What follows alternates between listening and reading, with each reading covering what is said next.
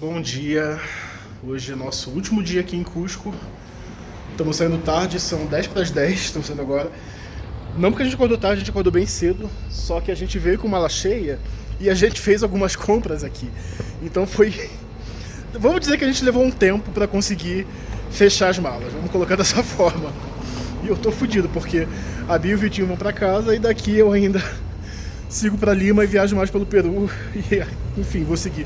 Eu não tenho uma passagem de volta ainda. Vou continuar viajando. Então, talvez eu precise aceitar o fato que em algum momento eu vou ter que comprar uma mala e começar a pagar despacho. Mas torçam para que isso não seja necessário por enquanto. Enfim, vamos buscar algum lugar pra gente tomar nosso último café da manhã nessa cidade aqui que a gente gostou tanto.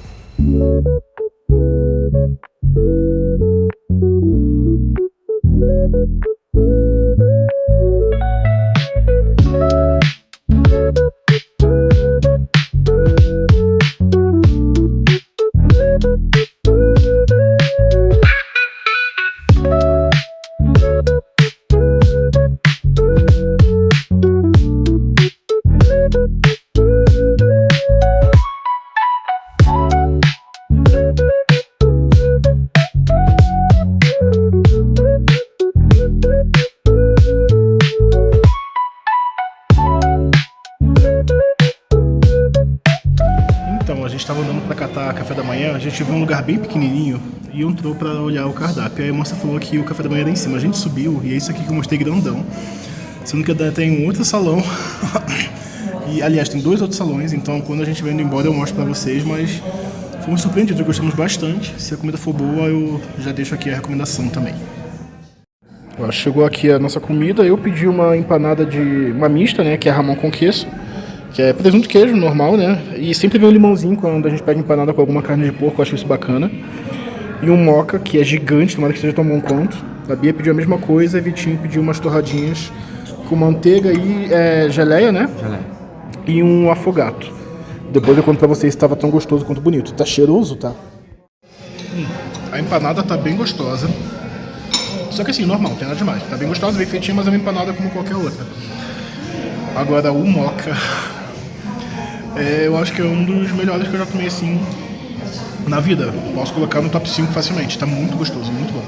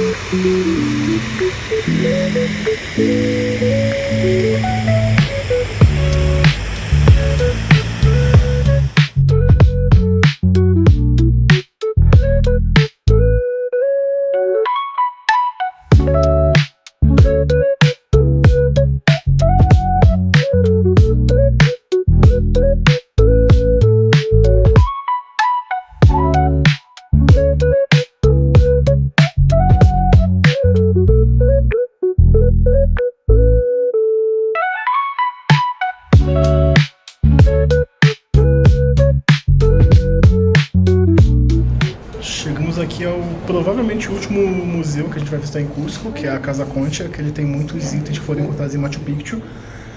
E aqui na bilheteria é 20 soles para estrangeiros, mas se você tiver carteira de estudante, você paga 10. Então tem meia para estudante estrangeiro também, fica a dica.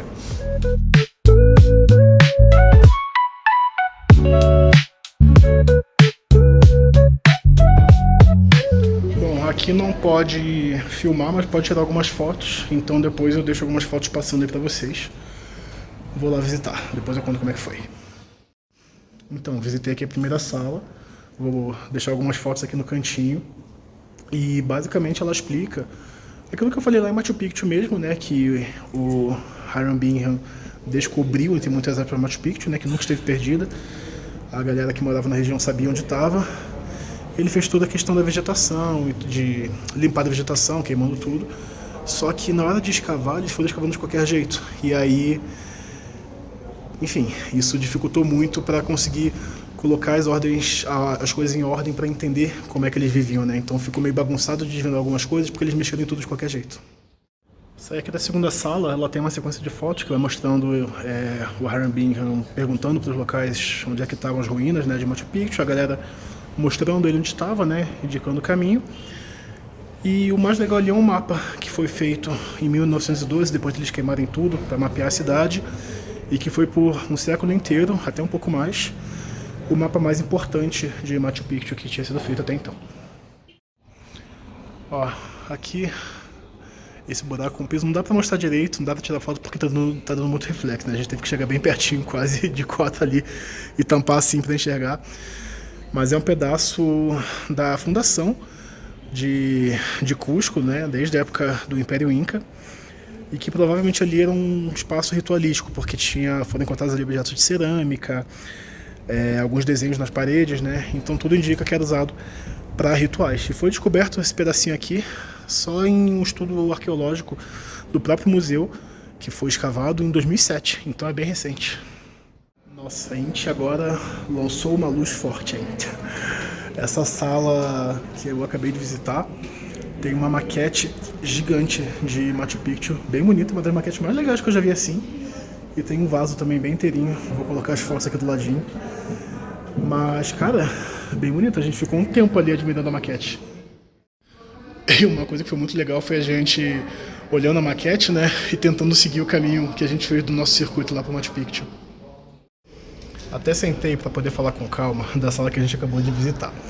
Ela começa focando em arqueastronomia, que é a arqueologia focada no estudo da astronomia dos tempos ancestrais. E uma coisa legal que traz ali, muito além das estrelas, das constelações, é que fala também de outros deuses. A gente fala muito de Pachamama, que é a Mãe Terra, de Inti, que é o Deus Sol, mas ele também fala, por exemplo, de Wiracocha, que é o Deus que criou tudo, né? O grande criador, de acordo com a religião dos Quechua, e de Mama Quilla, que é a deusa da Lua, né?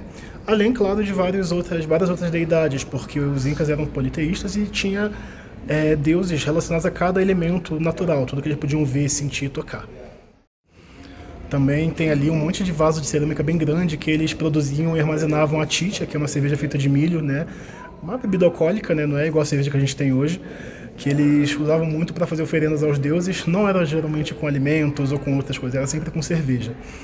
E além dessa parte dos vasos, tem, enfim, alguns itens metalúrgicos e tal.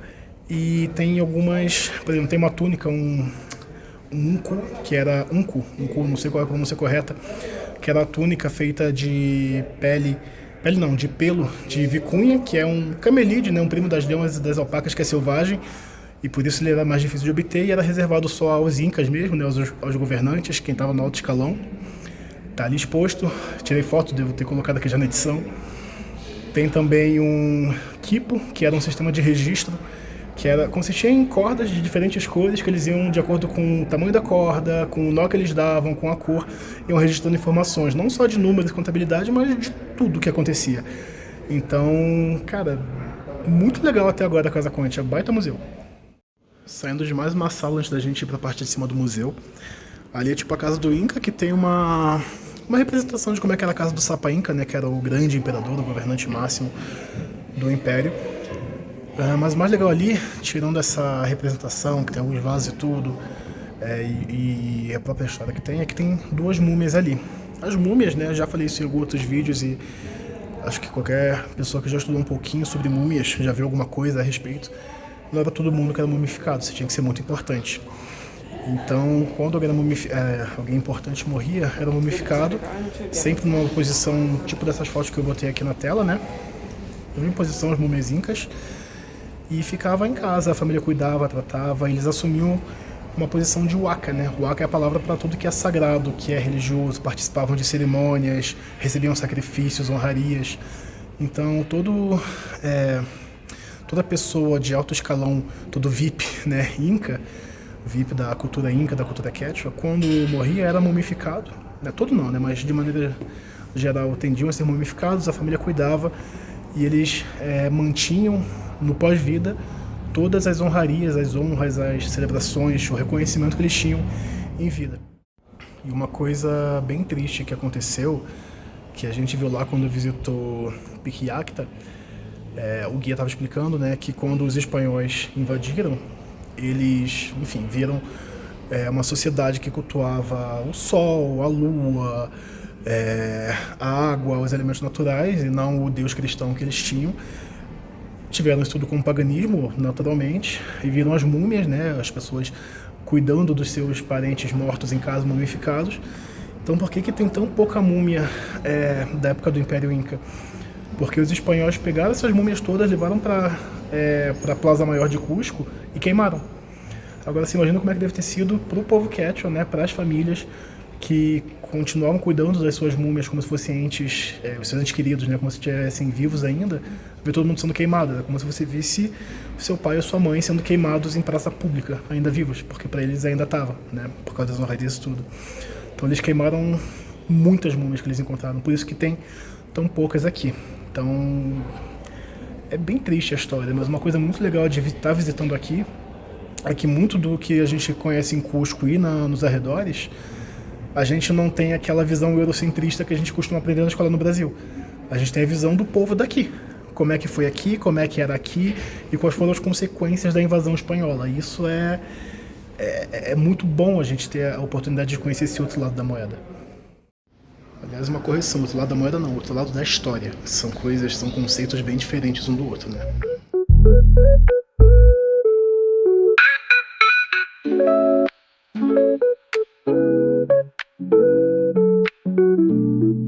Aqui na parte de cima tem uns pedaços da parede que parece que estão lixados e pintados por cima. O que acontece? Com os anos foram passando mais argamassa, mais massa corrida, pintando. Então tá rolando uma restauração mais ou menos, que hoje eles encontram que tem algum tipo de desenho da época da construção desse casarão aqui, que hoje é um museu. Eles estão deixando exposto pra gente poder ver como é que era.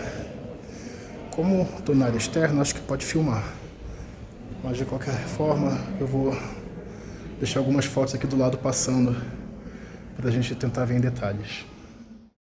A gente saiu agora de uma sala que tinha um monte de objetos que foram encontrados em Machu Picchu e que ajudou a contar um pouquinho da história da cultura incaica, né? Agora uma coisa bem interessante é que são objetos todos encontrados em Machu Picchu, mas que alguns não são de lá. São objetos que foram levados de outros lugares do Império para lá, tipo do Lago Titicaca, por exemplo. Essa eu não estava esperando. Tem uma sala ali com um esqueleto, alguns crânios, que fala muito sobre ossos, né, dos quechua, dos incas, e como que a alimentação deles influenciava na química dos ossos. Fala do processo de deformação craniana para ficar com o crânio alongado, né, que era uma questão estética, especialmente para a nobreza. Então dá um nó na cabeça. E também é legal que fala um pouco sobre a obsidiana, que era a pedra vulcânica, né, que eles usavam para cortar as pedras maiores, para lixar e poder fazer aquela arquitetura que a gente vê das pedras encaixadinhas. Essa sala que a gente saiu agora, muito maneira, que ela fala de metalurgia inca, eu acho bem bacana. E eu gosto porque tem muito bonequinho de lhama, de veado, de cachorro que eles faziam. Eu adoro que os incas, os quechua também tinham seus bonequinhos colecionáveis. Bom, e a última sala, ela é interessante que tem uns visores, né, uns televisores que você vai controlando com tipo um joystick mesmo, uma bolinha e um botão, que você meio que escolhe no mapa um pedaço de Machu Picchu, entra lá e você consegue rodar, ver o local, tipo um Street View de Machu Picchu. Bem maneiro. E depois tem duas salas que estão vazias. Provavelmente são disposições temporárias. Tem a placa aqui bem na minha frente agora explicando, mas que está agora em troca de exposição, então não tem nada agora. E é isso, vimos tudo no museu, vamos agora buscar um lugarzinho para almoçar. Saímos agora aqui da Casa Concha e para Corolau, no final desse passeio, a gente estava ali no pátio central tirando algumas fotos. Chegou uma senhorinha quechua, deu boa-vinda pra gente, conversou um pouco. E aí ela falou que estão estudando agora um caminho subterrâneo que liga Cusco até Lima em 24 horas. E ela disse que é tão rápido assim por causa de uma conexão com o mundo espiritual. E disse que, se possível, é legal que a gente vá conhecer também Coquequirao, que é a cidade irmã de Machu Picchu, onde os últimos refugiados dos quechua durante a invasão espanhola foram, né, se esconderam lá. E aí ela falou disso, falando onde os últimos refugiados do meu povo se protegeram. E aí é muito bonitinho, porque você vê que o quanto a cultura quechua, a sociedade quechua, continua viva, firme e forte. E bem querida, cara. É legal quando você tá no museu alguma coisa e chega alguém do local para te dar as boas-vindas e, enfim, desejar que você tenha uma boa estadia e, claro, dar dicas do que conhecer. Infelizmente, eu acho que a gente não vai conseguir ir a Coqueiral, é um pouco mais longe, mais difícil de chegar, mas é um lugar que está na minha lista de desejos, então, se não nessa viagem, algum dia.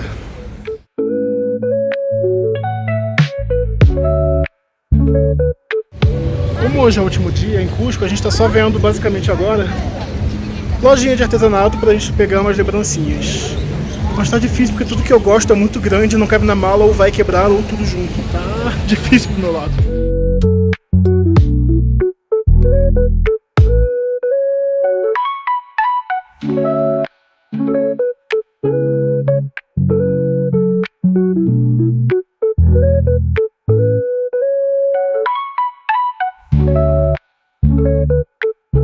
Ó, a gente pediu Jamaica Cola de 1,5 litro de vidro e uns tequinhos de queijo, vem sempre com uma guacamole acompanhando para começar. Veio também um limão e um molhinho aqui, que eu acho que é de pimenta. Vamos provar.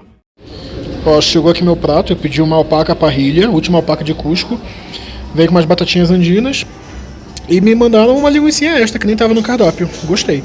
E a minha Inca Cola, claro que eu sou viciado. Chegou da Bia, uma milanesa de boi, né? Aham. E, bom, tamanho. E quanto batatão embaixo? Levanta aí. Muita. Arrasou, arrasou. E o Vitinho pediu, o que é isso? Champignons. Macarrão Talharim com com champignons. champignons Boa. e tomate e cebola. Tá bonito. E esse meu filézão de alpaca é a maior alpaca que veio pra mim até agora.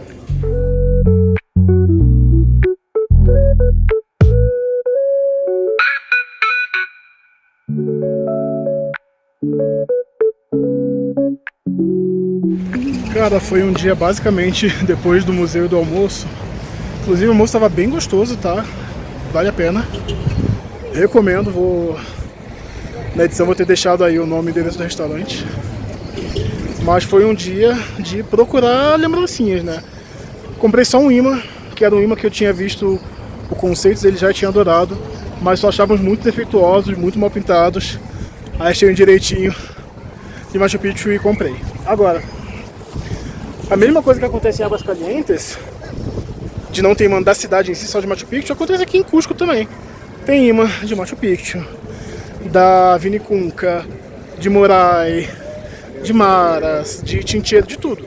Mas não tem da cidade de Cusco. Só tem um assim da catedral e um ou dois muito, muito bregas que eu não gostei. Teve um que achei legalzinho, só que ele era bem pequeno, de plástico, custava 10 soles. Aí eu também não estava disposto a pechinchar não, tava com preguiça. Então, vou ver se eu acho em Lima mesmo, porque aqui também tem imãs de várias cidades do Peru. De Nazca, de Puno eu vi de Huaraz, então acredito que Lima, que é a capital, eu vou achar bastante. Se eu não achar, me ferrei, mas aí paciência, né?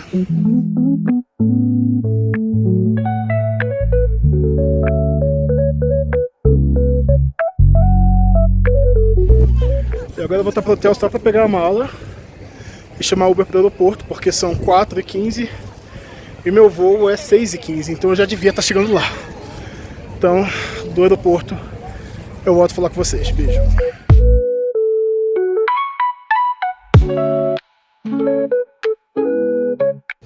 Achei um imã de Cusco, um de metal que tem Coricancha, Machu Picchu, óbvio, e um pedacinho de Ollantaytambo, ou Saque Saibamante, a porta do sol nos dois, não sei qual que é.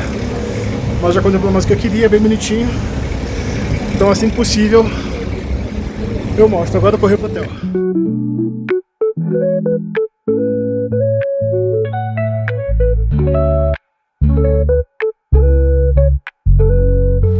Pronto, correria no hotel para pegar tudo, enfiar os souvenirs que a gente comprou nas malas e mochilas. Mas agora tá tudo aqui, estamos no Uber, vamos chegar no aeroporto. Vou chegar faltando tipo 15 minutos para eu embarcar, mas vai dar certo. O check-in já tá feito pelo menos.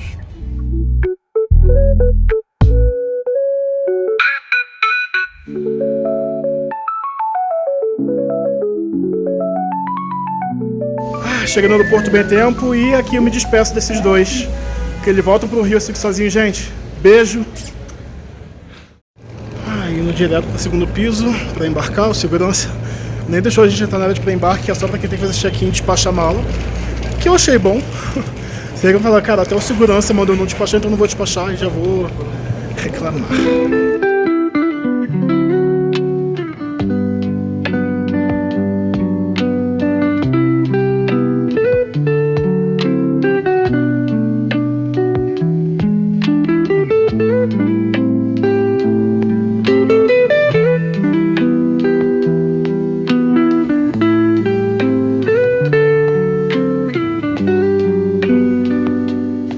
Cara, mesmo em grupo premium, que eu comprei no leilão de assentar o Latam para não passar perrengue e poder embarcar e desembarcar rápido, o embarque está começando agora, 5 minutos depois da previsão de finalização do embarque, ou seja, o voo com certeza vai atrasar. A Latam, assim, cada voo que eu faço com a Latam é pior que o anterior, vou te contar.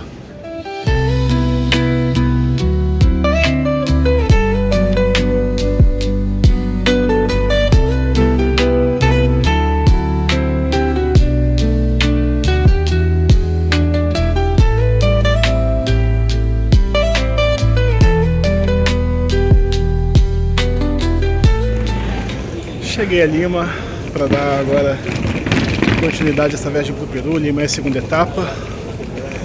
E assim, que delícia que é respirar e fazer efeito, porque tem oxigênio.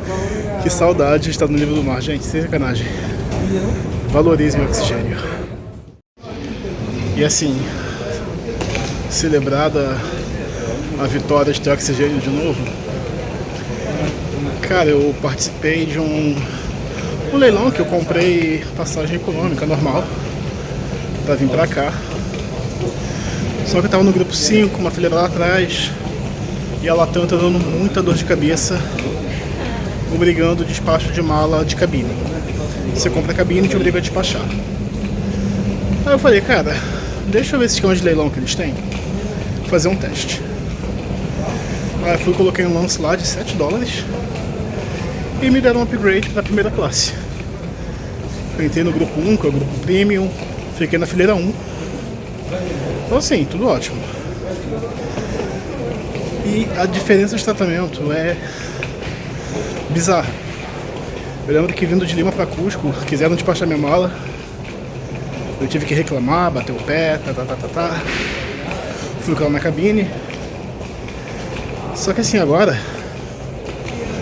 tava na fila do grupo 1, olhando minha mala, ninguém nem tchum, nem aí. Ficaram me chamando de Senhor Ribeiro, que é meu sobrenome. Serviam água assim que eu sentei. Até o lanchinho foi diferente. Vindo pra cá foi só uma barrinha de cereal.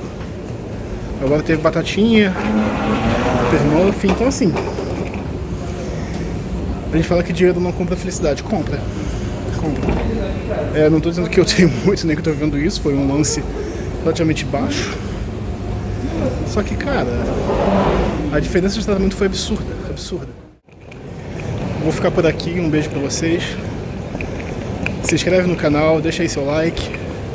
Eu sou o Pinho e eu te vejo por aí.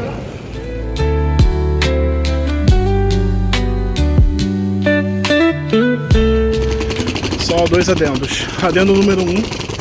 Tô meio bugado das ideias porque aquela pressão que deu no ouvido, a minha não passou, tô com o ouvido entupidaço. Eu até tá falando alto demais ou baixo demais, não sei. Que eu não tô escutando muito, então o ouvido... Tô naqueles voos que vai demorar um pouquinho pra desentupir. E adendo número 2 é que aqui no Jorge Chávez, que é o aeroporto internacional de Lima, que é o Calau, que é a cidade do lado, é super bem sinalizado onde é que pega o Uber. Então não tem mistério, é só seguir as placas, que é muito fácil de chegar. Outro adendo, mais 2 adendos na verdade. Primeiro, aqui é igual a qualquer aeroporto do mundo, você vai sair, vai se encaminhando para a parte do Uber, vem uma nuvem de gente te oferecer táxi, Uber e transporte, etc. Então assim, se você já andou de avião, já chegou em qualquer aeroporto no mundo, você já deve ter passado por isso. Aqui não é diferente. E o segundo é que eu dei sorte, porque eu fui chamar Uber, tô cansado. O hostel que eu vou ficar é 20 km do aeroporto, em Miraflores. E aí tava 70 soles, tava dinâmico. Só que às vezes a gente liga o foda-se, né? Sacrifica um passeio ali, um almoço ali pra ter algum conforto. Mas na hora que eu pedi ele, atualiza o preço, não sei o que, eu falei, puta merda, vai aumentar. Baixou, tá menos de 40 agora, então às vezes a gente vence, né? De vez em quando os humilhados são exaltados. Então é isso, vou só deixar vocês agora com mais imagens do caminho aqui do aeroporto até Miraflores. E no próximo vídeo eu começo a mostrar um pouquinho aqui de Lima pra vocês, tá bom? Eu sou o Pinho e eu te vejo por aí. Não se esquece de deixar seu like e se inscrever no canal. Beijo!